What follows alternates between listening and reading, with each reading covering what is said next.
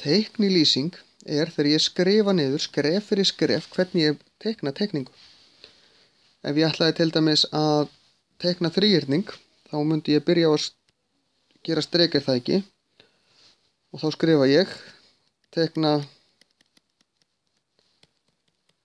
línu, svo mæli ég 50 gráða horn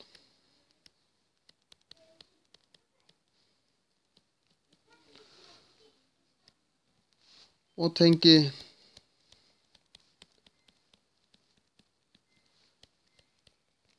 saman.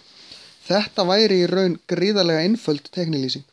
Í raun ætti ég að skrá þetta nákvæmar, segja til dæmis hvað strikin ætti að vera löng, hvað hin hornin ættu þá að vera stór og svo framvegis. En þið sjáu hvernig ég geri þetta.